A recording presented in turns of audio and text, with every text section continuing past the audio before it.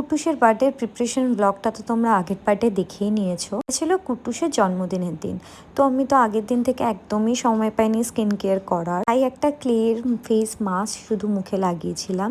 তারপর এখানে রান্না করছিলাম কুট্টুসের জন্য আমি 5 রকমের ভাজা আর পায়েসটা।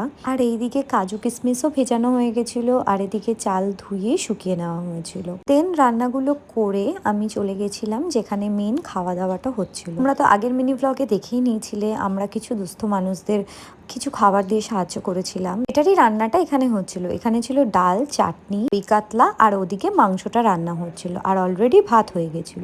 আর এটা ছিল কুট্টুসের জন্মদিনের মেন ডেকোরেশন। এই ডেকোরেশনটা কুট্টুসের পাপাই নিজের হাতে করেছে। আমাদের সবার জন্মদিনে ও নিজের হাতেই করার চেষ্টা করে।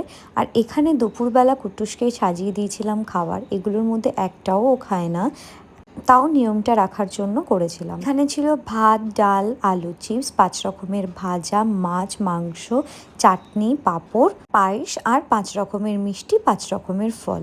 এখানে কুট্টুস কাউর কোলে যাচ্ছিল না, আসলে এত গরম লাগছিল, আর তার মধ্যে ফ্যানটা অফ করে রাখা হয়েছিল, এর জন্য কোনোভাবেই কাউর করে ছাড়ছিল না ওর ঠাকুমা ছাড়া।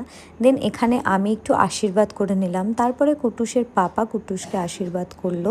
দেন তারপরে ওর ঠাম্মি করলো। দেন আমার এক কাকিমা ওকে খুব ভালোবাসে, ও কুট্টুসকে আশীর্বাদ করলো। তারপরে কুট্টুস একটু মায়ের সাথে দুপুরবেলা বসে বসে টিভি দেখছিল আর খেলছিল। দেন বিকালবেলা কুট্টুসের এটা হলো জন্মদিনের সেকেন্ড কেক। ও আগের দিন রাত 12টায় একটা কেক কেটেছিল, সেটার ভিডিওটাও তোমরা আমার ইউটিউব চ্যানেলে পেয়ে যাবে। আর কেকটা কেমন হয়েছে সবাই কমেন্ট করে জানিও। আমি কাস্টমাইজ করিয়েছিলাম। তোমরা যদি কাস্টমাইজ কেক করাতে চাও আমি ওর নাম্বারটা নিচে ডেসক্রিপশন বক্সে দিয়ে দেবো, চাইলে কন্ট্যাক্ট করে নিতে পারো। তারপরে ওর ঠাম্মি, দিদান সবার সাথে ও কেক কাটলো। And that is for today's blog. Bye guys, কেমন লাগলো ব্লগটা